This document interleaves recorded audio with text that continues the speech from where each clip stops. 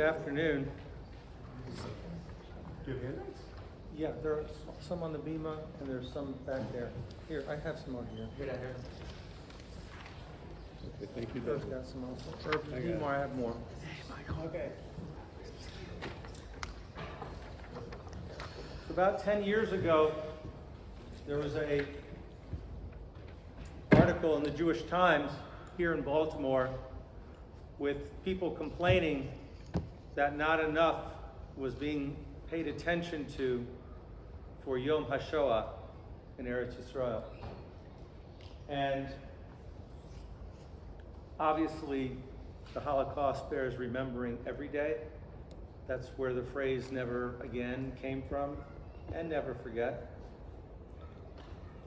But to the non-observant Jews, it seemed that it was totally lost why some people are resistant to having a special day, either called Yom HaZikaron or Yom HaShoah, either one. And the reason is because about 4,000 years ago, there was a day in Jewish history when Hashem was very disappointed with us. We were in the Midbar, and Hashem gave permission to Moshe Rabbeinu to send spies, the Meraglim, into Eretz Yisrael to see what the land was like. And they came back with a less than stellar report. In fact, it seems the biggest critique on them is that they saw bad in the good. Hashem had made it so that there was many distractions going on so they could tour the land without interruption, and so that perhaps they'd be in a weakened state. And they saw it as a sign that the people there are weak and they consume their people. And they said, we can't conquer the land. We're not strong enough. We can't do it. Many explanations of what was really going on. Maybe they didn't want to give up the mun. Maybe they had become accustomed to a life of ruchnius in the Midbar. But at the end of the day, they rejected going into Eretz Yisrael, and they said, weren't there enough graves in Mitzrayim? We don't want to go into battle with our families here and lose everything. And Hashem said on that day, the 9th of Av will be a day that lives in infamy for the Bnei Yisrael. I'm not going to spend too much time going through the litany of awful things that happened on Tisha B'Av since then. Just a few brief ones to mention. The expulsion of the Jews from Spain started on that date.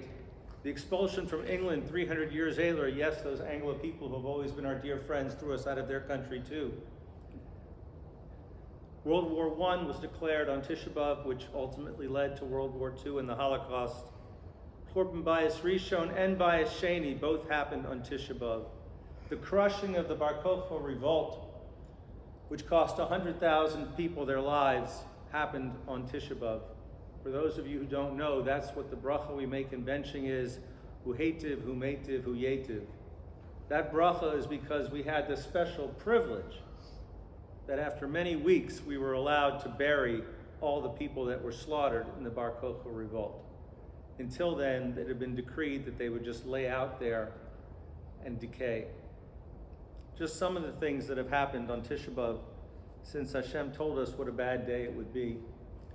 And it seems like in the modern era, the last 50 years, we spend many times thinking about the constant threat that Eretz Yisrael lives under, whether it be following the War of Independence, just a mere 20 years later, we had the Six-Day War, and a mere 7 years after that, we had the Yom Kippur War, and then you have the Intifada, and then you have the Intifada Stage 2, and then you have the Lebanon War, and then occasionally you're greeted by a week of rage.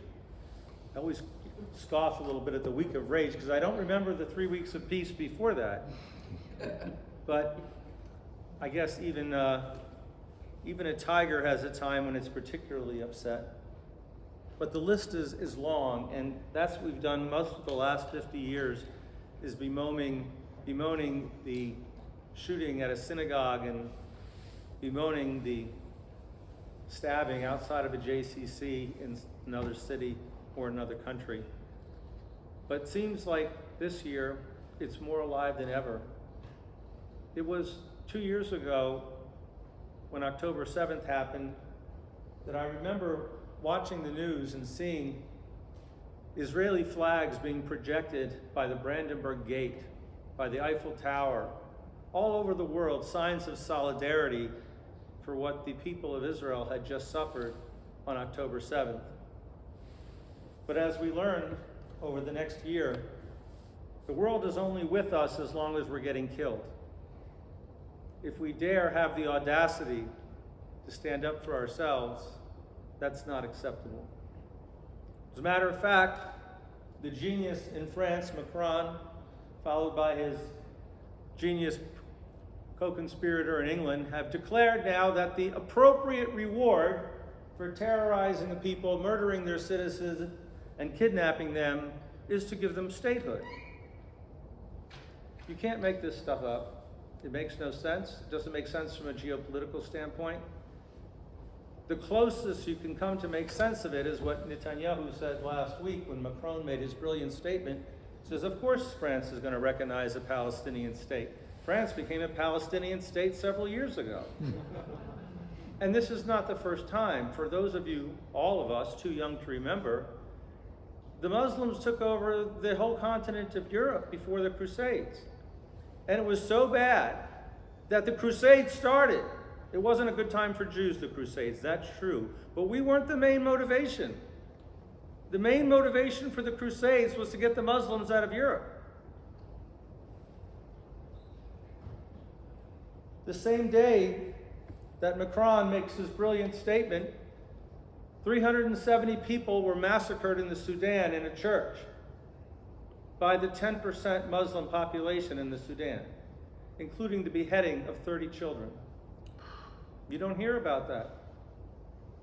Because in every country in the world where the Muslims are living, there is murderous atrocities going on. It doesn't matter what country it is. The only exception to that rule is where there's an autocratic government that keeps people in check, where you know that if you step out of line, your head gets cut off. In every other country, from Russia to South Africa, to Australia, in every other country where Muslims live, they are trying their hardest to kill people around them. Usually it's other Muslims. Iran and Iraq finished an 8-year war about 15 years ago.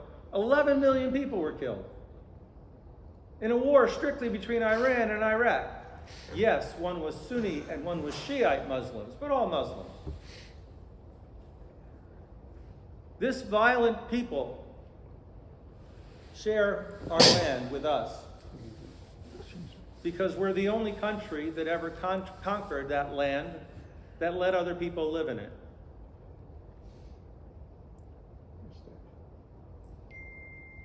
In 1967, many of the Nevi'im's prophecies were fulfilled when, against all odds, against all military capabilities, Moshe Dayan's forces quoted the famous quote, "Hakotel biyadenu, Harabayit biyadenu." They had conquered the Temple Mount.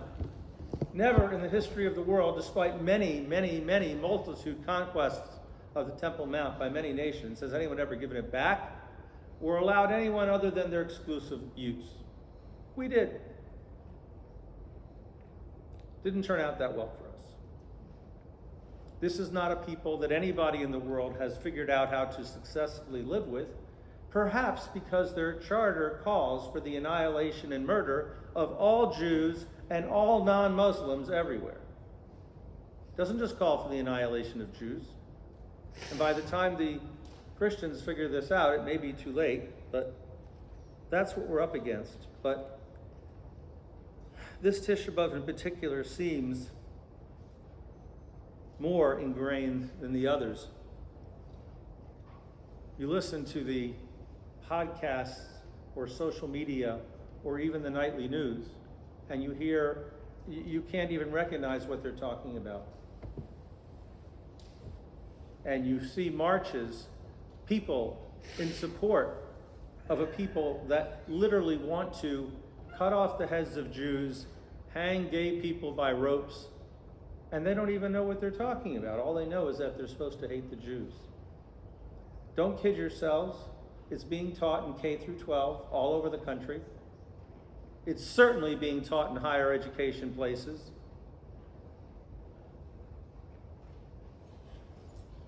And that's where our youth is right now, so that a socialist, no-goodnik who hates Jews is the leading candidate for mayor of New York, and the leading candidate to be the next Senate Majority Leader has the IQ of a grapefruit.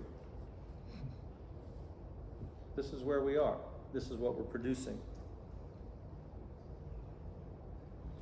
I gave out source sheets. If anybody needs them, there's some on the bima, there's some in the back over here. If anybody wants, I have more up here. It's not necessary, but it will be helpful, I think. But there's one thing I want to get across after all that negativism. There is a place where we're reminded of something very obvious.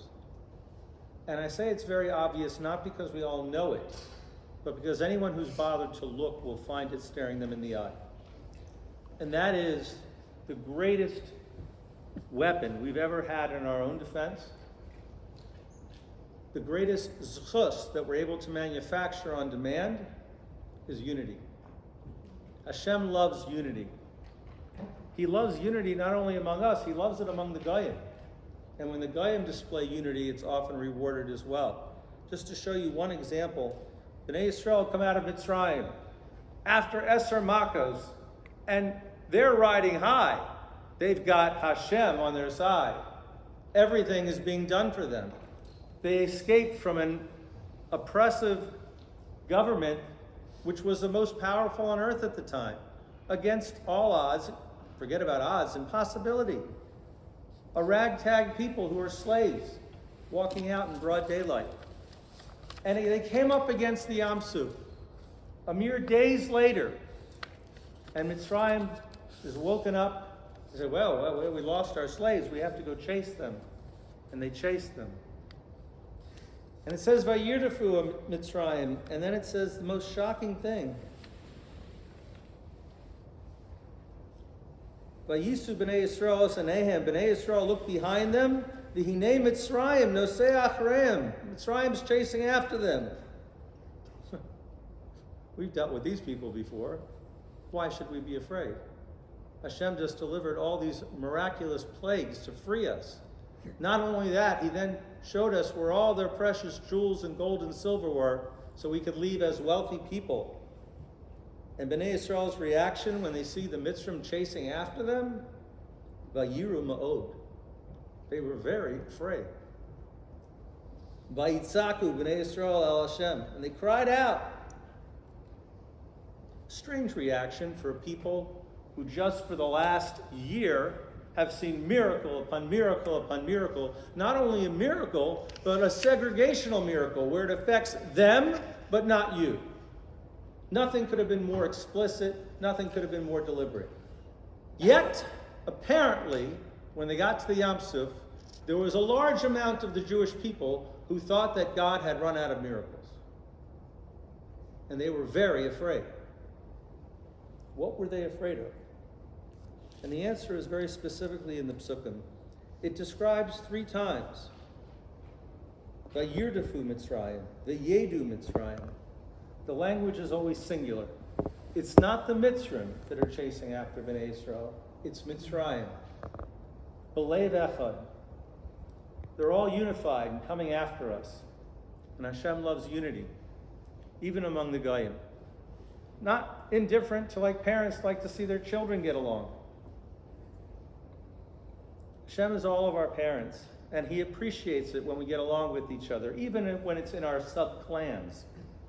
And when the Mitzrim demonstrated such unity, Bnei Yisrael were afraid, perhaps rightly so. And then came the greatest Makkah, the greatest Nes Nigla that ever happened in history. We had Kriyas Yam Suf. But let it not be lost that unity is always the greatest tool at our disposal. Much was made of the fact that immediately before October 7th was a terrible time of disunity in Eretz Yisrael, fighting and arguing over judicial reform and Haredim in the draft and all these different things, all legitimate issues which you can have different points of view on. By the way, I have to tell you, from having spent significant time in Eretz Yisrael, most of the talk about the great divisions in Israeli society about Haredim in the draft or judicial reform, most of it is politically manufactured. It doesn't affect 90% of the real people in the world. There are relatively easy solutions to these problems. You talk about whether there should be a two-state solution, now you're talking about a problem that's a very difficult problem. Because a two-state solution to Israel means having a terrorist country that's recognized as a state that they're sharing a border with. The idea of having Haredim participate in the military is not that complicated. You want to keep them out of units where they'll be exposed to perhaps not the best kashrus, they'll be exposed to people of the opposite gender, they won't be learning as much Torah. There's plenty of things the Army needs to have done.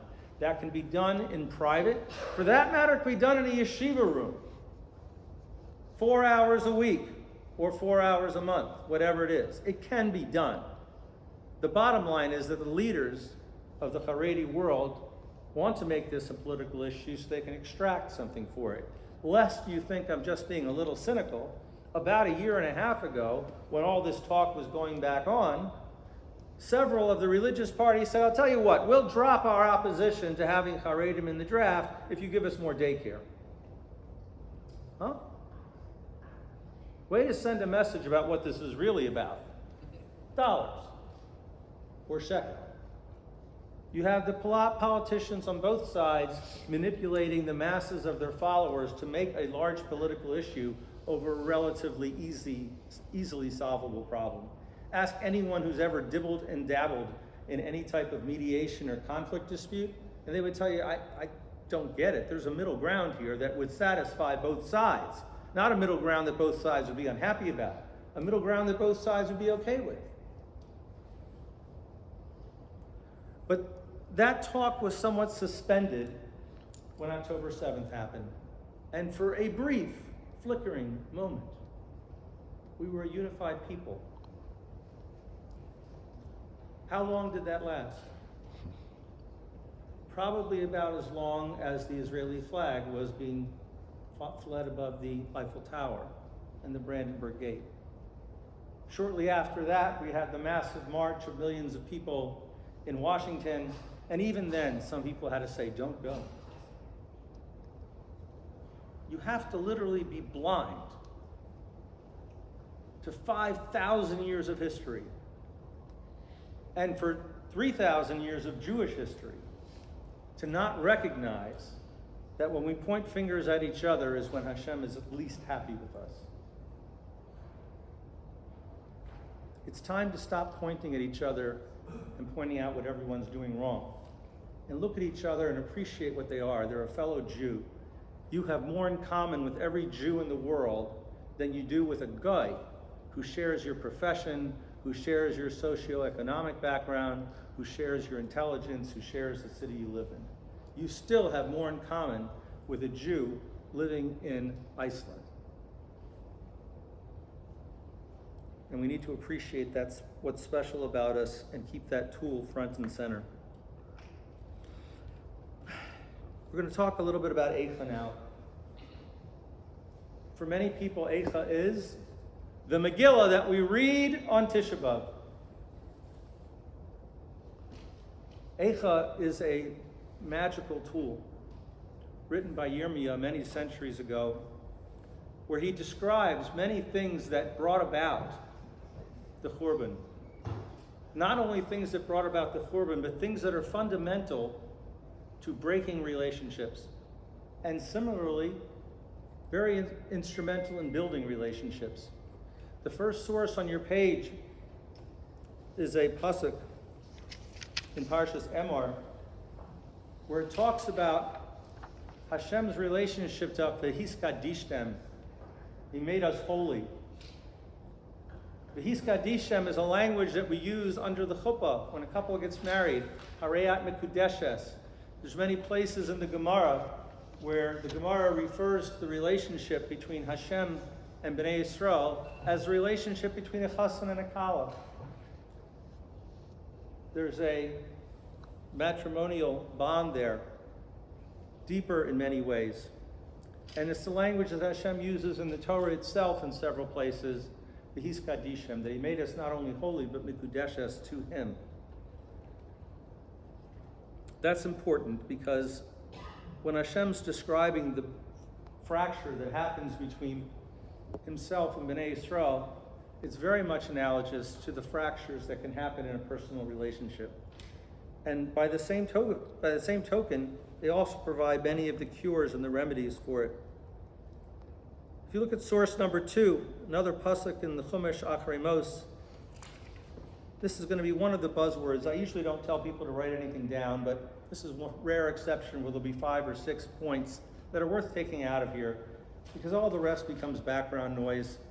He said something about this, he said something about this, but at least you'll have something to take home that way. And the first point comes from this psukim in Achrei Mos. It says, "Vatit haaretz v'losaki haaretz eschem." The land could not tolerate the inhabitants who were living in Eretz Yisrael before we got there.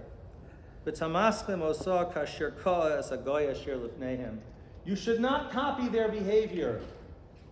Don't do all the immoral things that were done by the nations that lived in Eretz Yisrael before you got there, because the land vomited them out. That's the language of the pasuk. The land vomited them out. Hashem didn't throw them out. Hashem doesn't throw them out of Mitzrayim for being immoral people. But there are certain behaviors that Eretz Yisrael cannot tolerate. The land will vomit them out. And Hashem warns us about this idea. And this is point number 1. And that's the point of incompatibility. To this, I want to tell you something.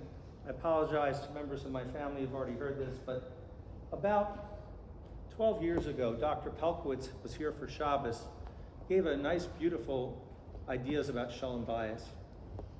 Hundreds and hundreds of people filled this room, and he's one of the preeminent experts in the Orthodox community on marital health and counseling and things of that nature. And one of the things he said, which was absolutely brilliant, I'd never heard, he said that they had done a test where they hooked up 500 men and 500 women to all the types of medical equipment that can measure physiological changes in the body. Heart rate, respiration, pulse, blood pressure, anything you could measure with a machine. They hooked the men up to in one room and they hooked up women to in another room. And when they asked the men, they said, name the 3 biggest stresses in your life. And the men listed of various types of things that cause them stress, from their parnasa to whatever that is that men stress about.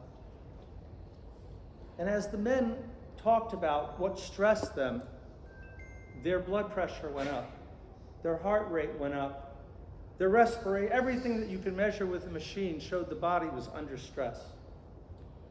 Then they went and did the same thing with the women. They asked the women to name the biggest stressors in their life. And with women, it usually started with their relationships and their children and all the things that women generally stress about.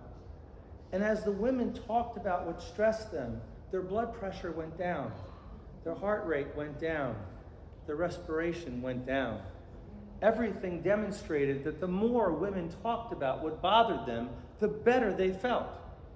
And I see the women smiling, nodding their heads, and the men are scratching their heads thinking, what the hell are you talking about? Because this is something that most people don't know about if you've never been told about it. And the fact of the matter is, we have this thing called, men have something that they describe in the Goyish world, or even in the Frum world some places, they have a man cave. Man goes, either it's his exercise, or it's his stereo, or it's his TV, or for some men, it's books, or svarim. For other men, it's playing ball. Every man has their escape, because men only have 2 modes when they're under stress. Either I can fix and cure the stressful issue, or I don't want to think about it. Because the more I think about it, the sicker I feel. My heart rate's going up. My respiration, my blood pressure, everything's going up. No, I don't want to think about it unless I can fix it. Meanwhile, there's laughing going on in Shemayim. And Hashem says, well, that's very nice, Mr. Man, but the love of your life, your Ashes Chayil, your Aser Kenegdo, honey, we have to talk about this. Well, of course she wants to talk about it because that's what makes her feel better. So every time there's a stressful issue in the relationship, the wife says, honey, we have to talk about this. And the man's like, No. I don't want to do that. And the worst part about it is that the women then think that their men are not understanding of what their needs are, and the men think that the women are trying to give them a heart attack. One of the proofs that God has a sense of humor. But the fact of the matter is that men and women have many things which make them wholly incompatible with each other. It's a constant challenge to make a relationship work because we're just completely different people. Once you understand, I have people come to me all the time. I do a fair amount of couples counseling. Says, my wife is da, da, da, da, da. I said, there's nothing wrong with your wife. It's the entire gender. You take the good with the bad. And guess what, mister? They think the same thing about us. They think that we're nuts. And once you understand that we're fundamentally different people, we handle and react to stress fundamentally different. There's nothing wrong with your spouse. It's just one of the challenges in the relationship that you have to be conscious of and you have to get past. But that's what this pasuk says. Vatit ma'aretz v'lo saki haaretz eschem. There's certain incompatibilities that are built into the world. You have to learn how to harmonize them. Or at the very least, not hold it against the other person. Then we get really into the beginning of what we're going to talk about. Eicha. Source number 3. Ki lo yizana li'olam Hashem ki im hoga v'rachin karov chasad ki lo ina melibo. What does that mean? Hashem's just setting out through the Navi Yirmiyah that these sufferings which are being brought on Klal Yisrael at that time, which, by the way, what we're bemoaning right now pales in comparison. We can't fathom the death, destruction, and suffering of the Churban. Yet Yirmiyah finds a way to soften it somewhat by saying, it's not capricious. These things aren't happening for nothing. They happen for a reason. And perhaps when we get into source number 4, we'll start learning some of those reasons.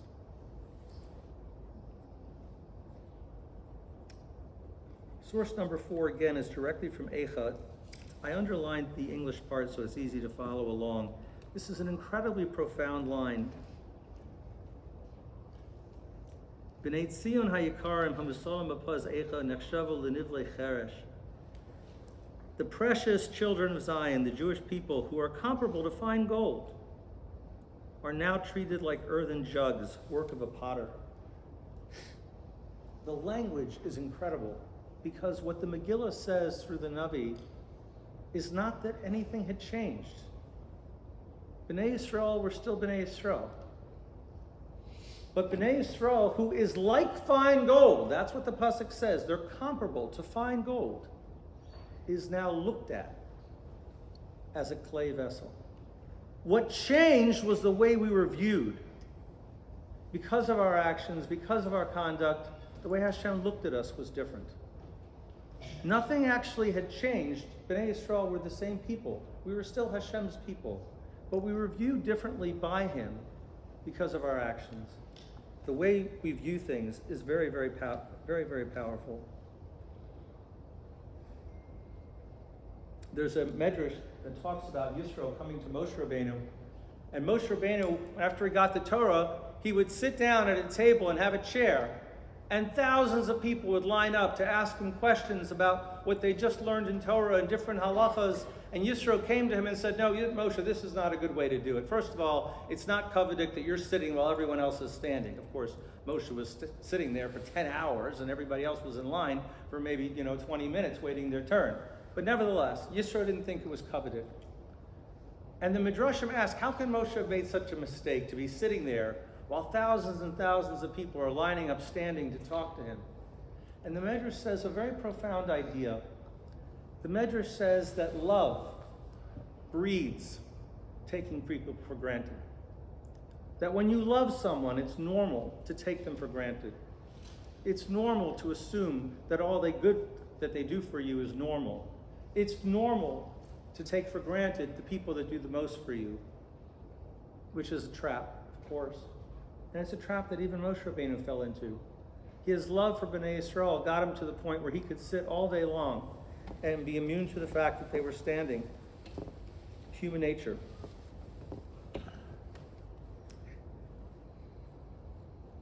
Source number 5.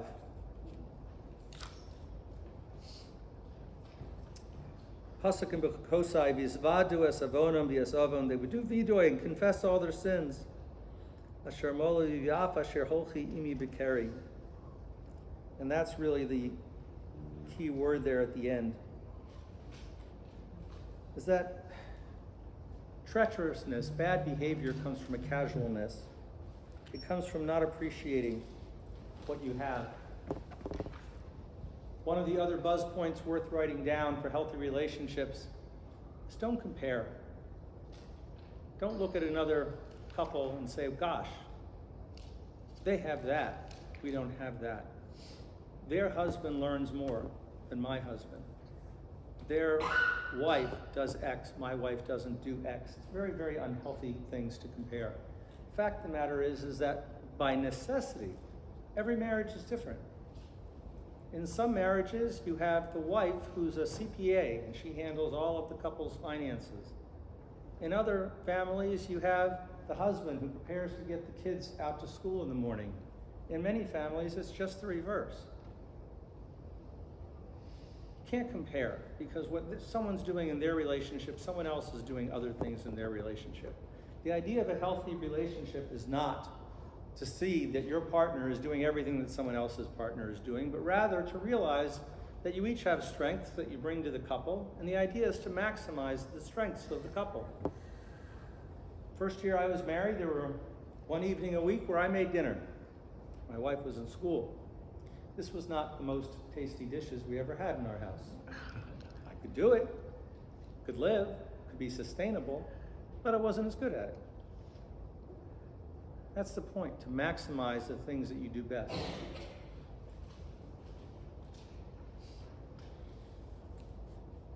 By that token, one of the other things that causes many relationships to go bad is many people misunderstand where love comes from. Hashem talks about it in Eicha.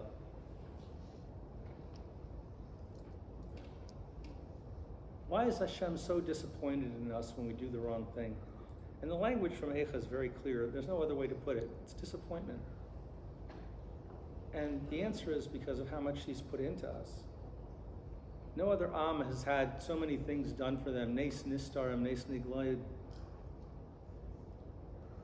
There was a meeting in 1992 by the generals of the former Warsaw Pact and the former NATO generals at that time, who had been arch enemies for 40 years during the Cold War, and spent most of their days plotting on how to win World War III, if and when it occurred. But once the Berlin Wall fell down and everybody was friends for almost 6 years, these generals got together to study military strategies. And they studied things from World War II, and they had big projections going on about what happened in the Korean War and the Vietnam War and various Russian invasions. And at the end of the presentation of all these different wars and which tactics worked and which tactics didn't, someone from the NATO alliance asked, how come you don't bring any points from the Six-Day War with Israel or the Yom Kippur War? And the atheist communist general from the Warsaw Pact said, because there's nothing to be learned from those wars, because by every military dictate, Israel should have lost. The wars are not explainable by any military strategy. There is no military explanation for Israel winning those wars. It was the hand of God. This is what the atheist communist general from the Warsaw Pact had to comment on the Yom Kippur and the Six-Day War. There's many philosophers throughout history who have written about the fact that the Jews managed to survive against all odds when this empire fell and this one went into oblivion, but the Jewish people remained. Again, against all odds, because Hashem has done nisim for us. Hashem's invested a lot in us. Most people think that they love someone because of all the things that person does for them. The truth is, it's just the opposite. And the proof is from adopted children. You ask any couple that has had biological children and adopted children, and they will tell you they every bit love their adopted child as much as their biological children. Now, it's true that there's a certain absolute chemical, physiological, hormonal bond between a mother and child when a child is born. That's true. But the proof is that dads love their kids too. And they didn't carry the child, and they didn't give birth to the child. But there's something about having your shoulder soaked with spit up. There's something about losing sleep all through the middle of the night. There's something about having diapers pooped on you that breeds love. There's something about spending your money on something that breeds love. All the things you put into a child long before they can even give you a smile in return make you love that child because you've invested so much in them. And that's why Hashem sometimes is sorely disappointed in us, because he's invested so much in us. Nisim after Nisim, being chosen people, Am Segula, Asher Bachar Banu, all the different things, all the different labels, and yet sometimes it's not enough. So people think that they're in love with somebody because of what they do for them, and really it's just the opposite.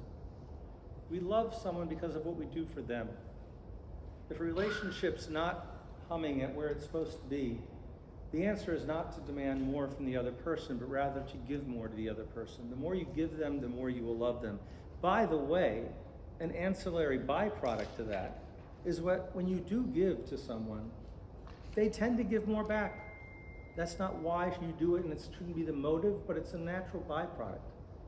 But never forget, you love someone because of what you give to them, not the other way around.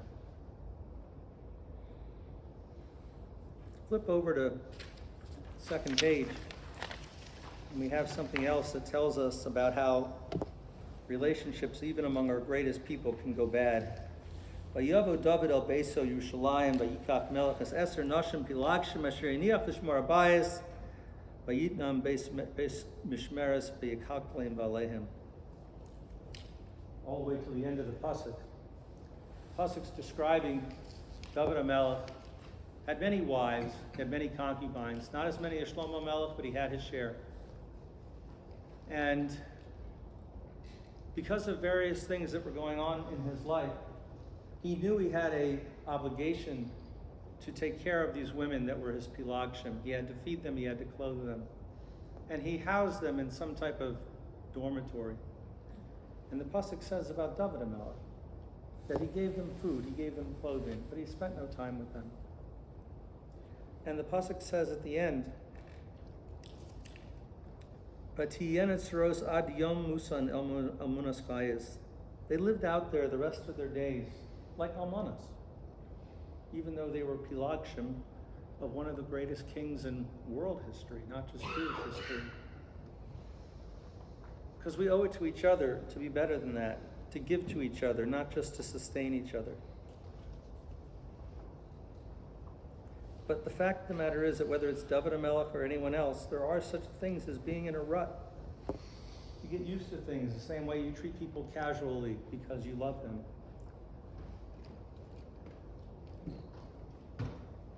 When my oldest daughter got married, she wanted to get married in a place a little bit different than the cookie cutter place. Not just a standard catering hall. There's got to be some place, a beautiful park, or something overlooking the water, or maybe a beachfront. It's private, of course. And there are such places. If you look for them online, you can find such places. Many of them here in Maryland, overlooking the Chesapeake Bay, or you can go to Sandy Point State Park after 6 o'clock in the evening. You can have a private affair there. There's only one problem. The maximum capacity is 110 people, which would cover basically my side of the family. I guess my wife would have to stay home. Lord knows my kids wouldn't be able to have any of their friends at their wedding. You'd be hard-pressed to find a Jewish wedding with 110 people. There are unusual circumstances where that happens. But for some reason, we've become accustomed to making mega weddings. 300, small. 500 may be a little bit large, but somewhere in there is the sweet spot where most people are having weddings. 350, 400. That's a very, very big wedding with a lot of people. Only Jews could go to a wedding with 400 people and complain that not all the food was perfect. It's hard to get food perfect for 400 people, but this is how, why on earth do we do such a thing? Why do we make such big weddings? Anybody have any idea? So one of the reasons is because the Gemara also says that a healthy Jewish home is a brick in Bayis Shlishi, in the third base of Mikdash. And we want to show our support for a new couple, that they're now joining a very exclusive club of the Jewish people in Jewish homes. And you know what? To put some pressure on them. This is not casual. Maybe the reason the Goyim only have 80 people at a wedding is because they get married every 4 years. I don't know. But that's not what we expect. We expect that our marriages will last and be fruitful and be a brick and Bayis Sheni. I don't mean to say that there aren't relationships that have to go to divorce for a variety of reasons. I've seen those too. We unfortunately have a lot of people that are unable to adjust to the requirements of having a healthy relationship. I understand that does happen. But the amount of people that will opt to look to get out of a marriage for casual reasons is distressing. It's more a product of the times than anything. But it's unbelievable, for no reason at all. We send 300, 400 people to a wedding to tell the young couple that we're with you. And when you say Kadas Moshe Yisrael, we are the Yisrael part. We are here to give our endorsement and our support to your relationship. And you, young couple, understand you owe it to us to not just make it work, but to make it great. That's one of the reasons we make large weddings, to welcome people into Am Yisrael as a couple, as a family.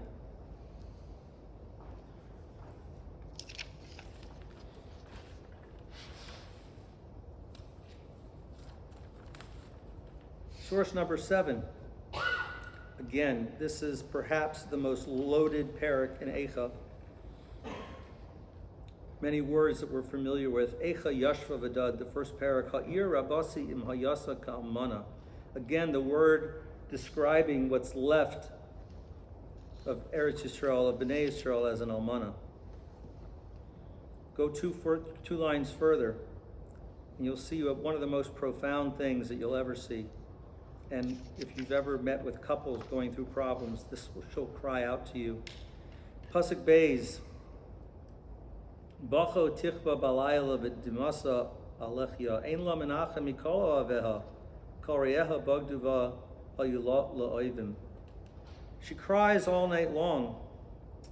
And none of those that love her are giving her any comfort or support. All of her friends have betrayed her and have become her enemies. When I work with a young couple and someone tells me, everyone's turned on me. If everyone has turned on you, maybe the problem is you. It's a very hard thing to say, that maybe I need to look in the mirror. And although the pasuk here is talking about Bnei Yisrael in the female vernacular, it applies equally to men. The men come and say, I should have X, Y, and Z, and it's all her fault.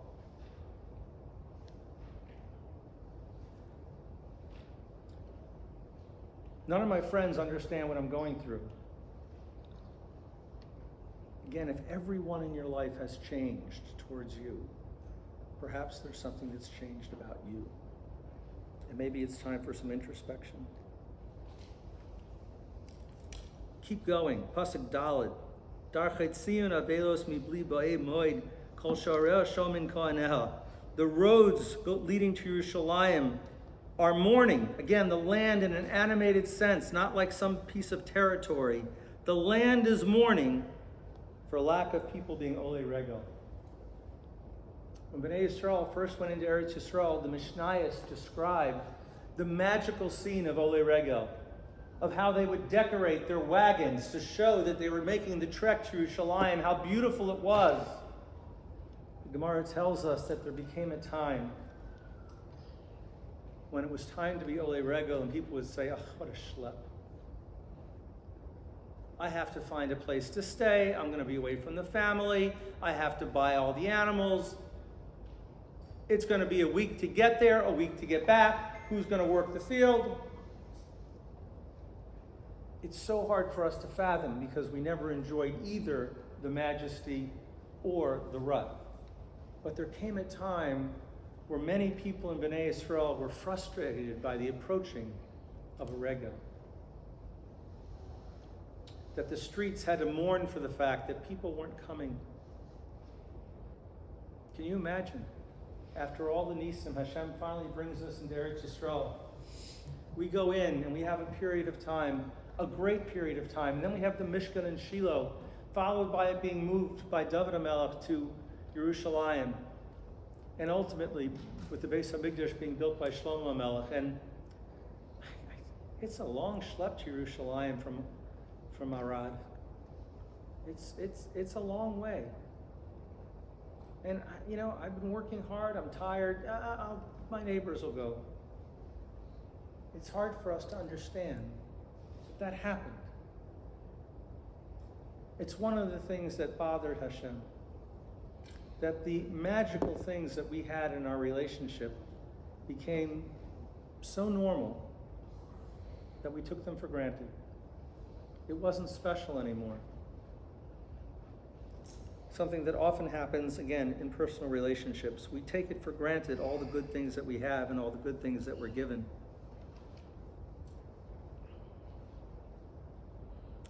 Again, Pasuk Vav, with more of these same descriptions, Vayetze mibas Sion kol ha'adara. All the things that we used to look at, all the things that Hashem used to look at and say, wow, what a great people. The people that used to celebrate bringing truma, the people that used to celebrate bringing karbanos, they've lost their splendor. It's not even that they don't do it anymore. Oh my gosh, it's a short Shabbos this week. I've got a lot to get done. The way we talk about Shabbos, the stress of preparing for Pesach. The stress of preparing for Pesach, you're celebrating being taken out into freedom. And all we can think about is how hard it is to get ready for the Yontif. It's normal, it's human nature, but it takes a little bit of the splendor off of us when HaKadosh Baruch Hu looks at us.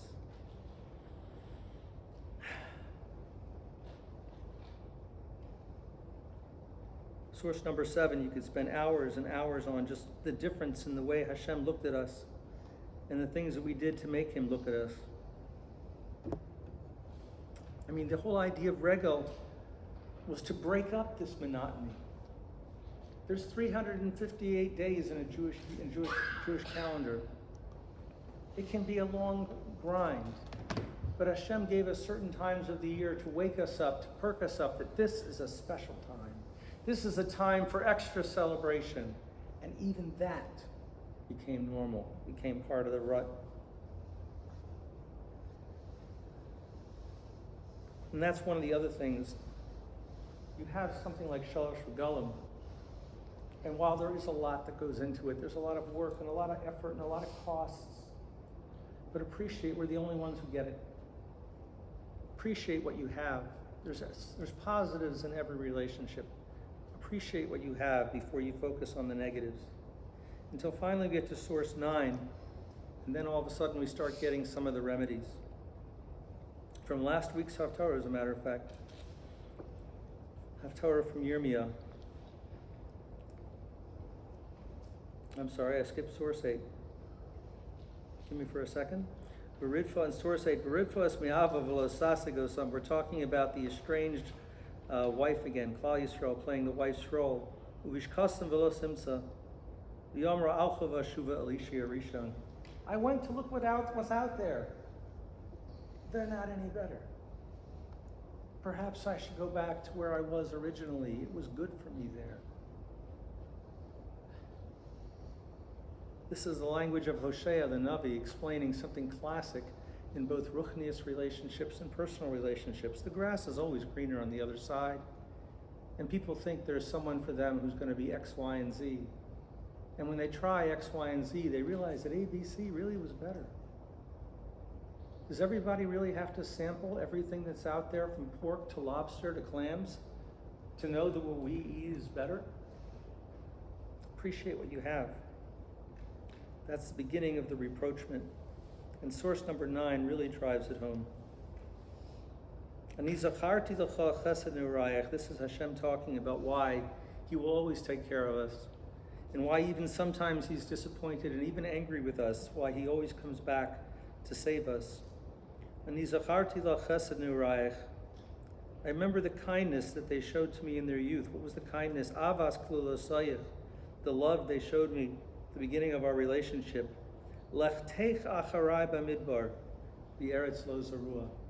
They followed me into a barren wasteland of a desert, blindly. Had no idea how we're going to get water the next day. Had no idea how we're going to have food. The Be'er from Miriam, the Mun from Moshe Rabbeinu. No one had any idea these things were going to happen. But rather, Hashem, you tell us to go into this desert, we're with you.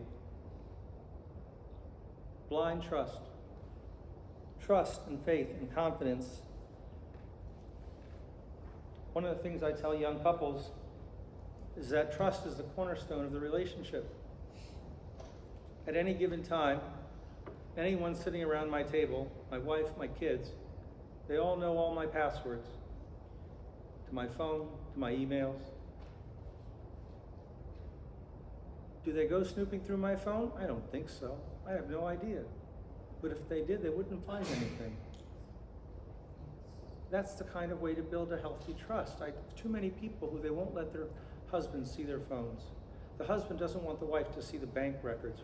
Well, how do you expect to be in a trusting relationship if there's not an open book between both sides? And again, it's a different world now, and people have been doing things differently for 30, 40 years. I understand old habits die hard. But for young couples, why shouldn't they have a password to each other's phone? Why should someone have to worry what's going on in someone else's phone? These are basic, elementary things to build trust. But trust is the cornerstone, and once that's gone, there's not much left. But that's what Hashem's emphasizing in Source 9. They trusted me, absolutely, categorically. Spouses need to know that the other spouse has absolute confidence in them. Maybe my wife isn't the best person to fix the deck. Maybe. But there's things that she does in our relationship that I have absolute confidence in her to do. And even though I'm not the best person to fix the deck, she pretends when I try. Because even if I'm not being successful, there's merit to the confidence being shown.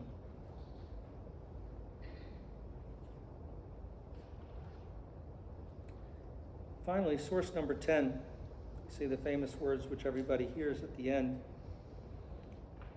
Sorry, it says it's in Koheles, but it's actually in Eicha. That's what happens when you copy and paste too much. Hashivenu Hashem elecha v'nashuva chadesh yomeinu kikedem.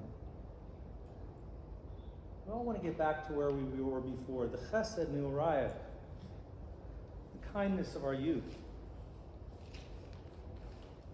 And with these points, we can get back there. Just to review, I probably skipped some of them. Number 1, understand that incompatibility is normal. Men and women have many things in common. We both walk on our hind legs, but the way we think is completely different. Understand that, accept it. Number 2, something which I totally skipped over. There's many people who go to work. Men go to work, women go to work. Everybody has things to do.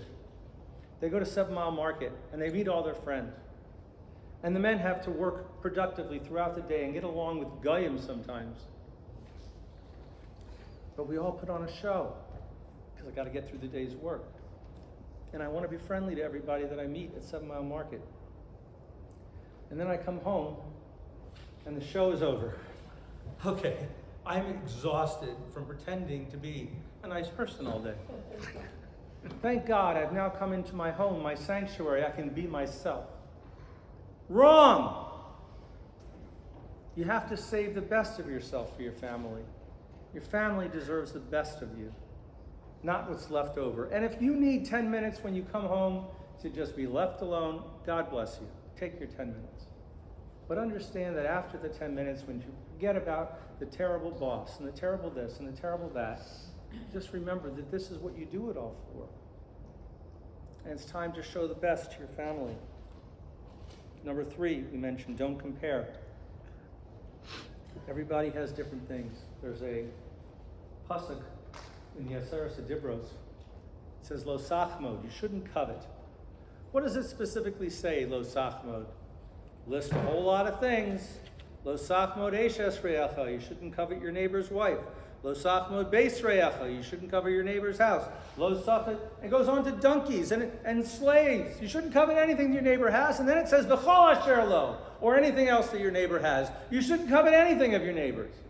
Well, if you shouldn't covet anything of your neighbor's, why give me a list of 5 specific things? Wives, house, donkey, slaves. Why not just say you shouldn't covet anything of your neighbor's?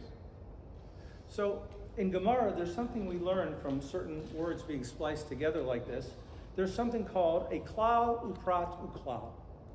A klal is a general rule, followed by prat, a specific example, uklal, then followed by a general rule. We have those all through the Torah, many different places, and the Gemara tells us how to learn certain things from the fact when laws are spiced together with that, with specific examples of an isser, then followed by a general rule, then followed by the general isser again.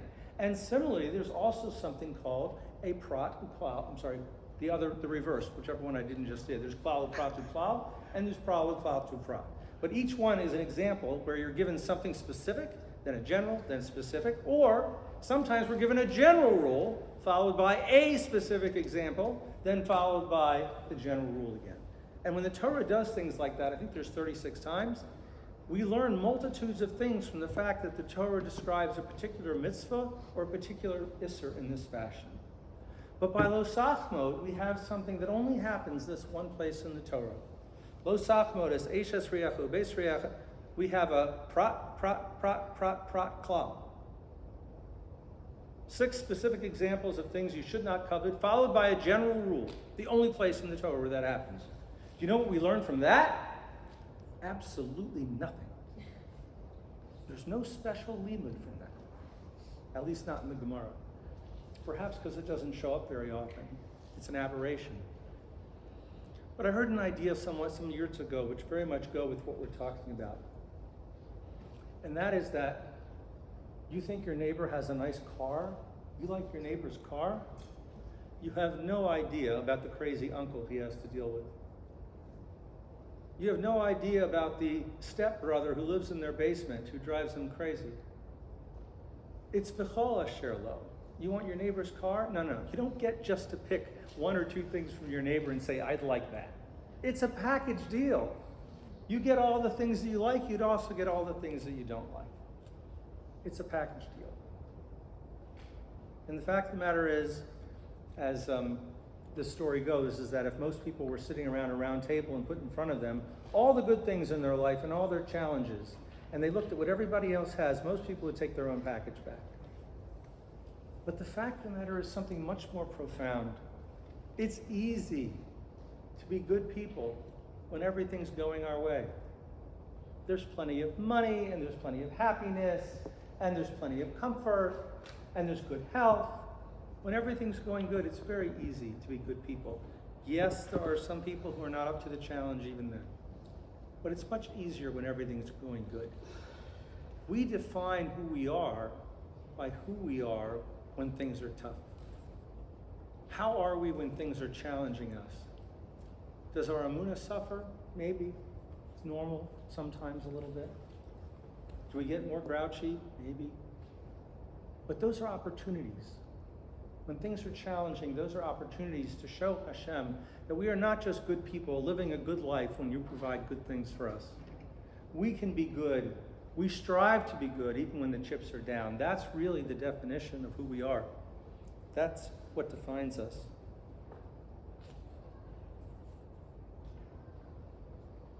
Number 4, remembering the causes of love. We love people because of what we do for them, not because of what they do for us. Number 5, we just talked about appreciating what you have. Similarly, number 6, trust. And finally, I'll leave you with this other idea that I've patented over the years. When I talk to young couples, sometimes I describe for them this very terrible thing. The most terrible thing you can ever tell to a young couple, but it's true.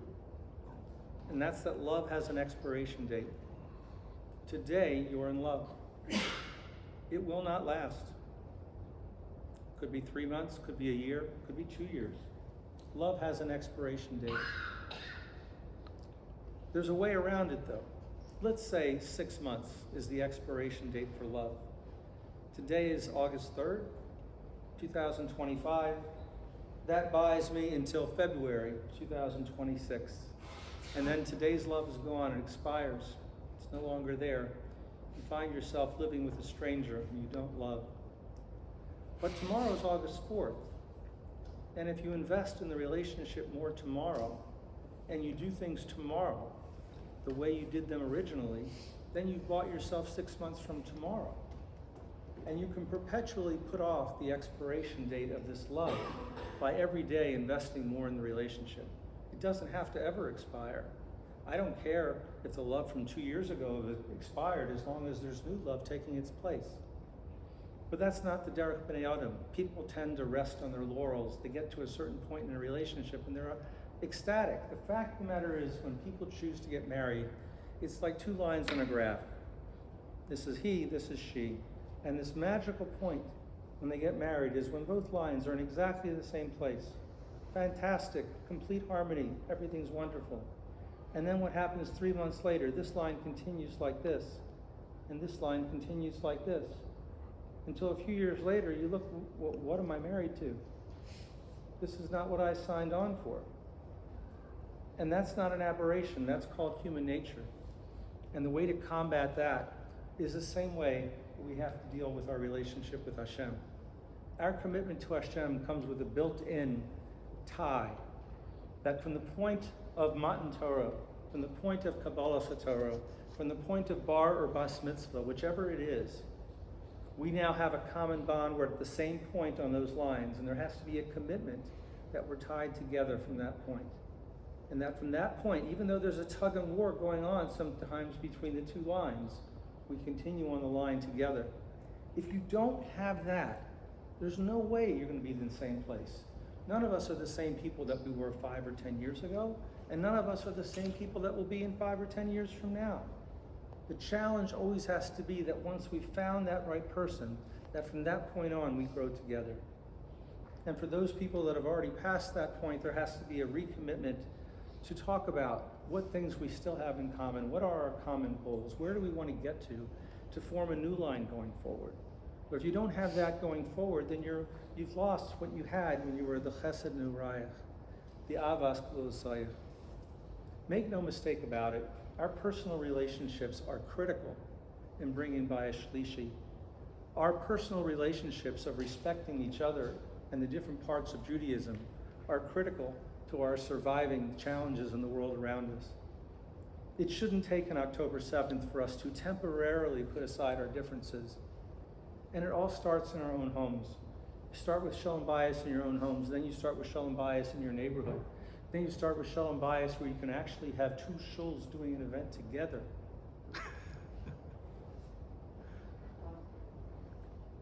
That's the type of unity that it takes to bring a Bayis Shlishi. It's the type of unity which we haven't shown many times in the last couple thousand years. But on the rare occasion that we have, there have been amazing things to show for it. I'll just share one more story with you and then I'll end. I remember during the Gulf War, we were all preparing for Saddam Hussein threatening to use chemical weapons on Israel. And in that period of time, Israel had invested lots of money to making sure that every apartment was not only equipped with a safe room, but a sealed room with plastic and things of that nature, so that if a chemical weapon attack was launched, people would have some protection against it. And there actually came a night when Saddam Hussein launched Scud missiles into Eretz Yisrael, and everyone presumed that there was chemical weapons on it. And I remember the bas kol going out that everyone should come to shul and join for Tehillim groups. I myself was at Sheretz Yisrael, and Avenue Shul was one of the main places that was having a community-wide Tehillim that night. And the first thing that struck me when I came up the stairs was that there were some people dressed in Big Day Shabbos, even some of the Hasidic people wearing shtreimels. There were other people, more of the YU vernacular, wearing a kippah sruga. Many people wearing their black hats, and a few who didn't have anything on their head at all. And they all stood shoulder to shoulder for 90 minutes, saying Tehillim, hoping that these chemical missiles either didn't disperse or didn't kill thousands of people like we feared. And we saw Nisim. We saw incredible Nisim. We saw warheads go into an apartment building but not explode. Other ones that would land harmlessly in a field. Not much different than the Nisim that we saw in the last few months. And make no mistake, folks, what we saw during the conflict in Iran was Nisim in our times. I remember when Ronald Reagan was president, he first floated the idea of a missile defense system. The idea of having what they called Star Wars at that time escalated the Cold War dramatically, eventually put the Soviet Union out of business, but his dream of having a missile that could shoot down a missile. And all the generals all over the world scoffed at him. Said it's like trying to shoot a bullet out of the air with a bullet. It can't be done. If you launched 1,000 bullets, the odds of you hitting that one bullet are still minuscule. And now, sirens go off all over Eretz Yisrael. And while there's a little bit of urgency to get to the bomb shelters, because people want to be smart, many people watch from a distance and don't go to their shelters. And many, many more watch on TV, expecting only to see the light show. And the magic of watching Iron Dome, where the Patriot missiles shoot down the incoming missile, like shooting a bullet out of the air with a bullet. And we think it's normal. Just by the way, how many other countries have an Iron Dome missile defense system? Right. Right. Don't have any delusions it would work for them like it works for us. It doesn't make any sense. But that's what was brought about by our night of tefillah that night, and the night of tefillah like that many other places. When I told that story to my mother many years ago, she told me there was another night like that that she remembered during the Six-Day War, when it was largely presumed, all the outlets were reporting that Israel had lost the war. The Syrians had advanced to 6 miles outside of Tveria. They had hundreds of tanks, we had nothing left. And at the same time, Tehillim was called for in all the Orthodox, non-Orthodox institutions in America. And again, then, people stood shoulder to shoulder, regardless of what kind of hat covering or head covering they wore. And they said Tehillim together, and we saw miracles after miracles after miracles. You could go all back through Jewish history. The power of unity is extreme. It's extreme on steroids. We have to shun disunity every place we see it, no matter where it comes from, no matter who's preaching it. There's no room for disunity. I like to tell people all the time, I can tolerate anything except for intolerance. We can't be among the intolerant. We have to love each other because we're all Jews. And it's always served us well. It's always produced new Nisim, and I have no doubt it'll produce new ones in our time as well. Hopefully next year when we get together for Tisha B'Av, it'll be in your Yerushalayim. Amen.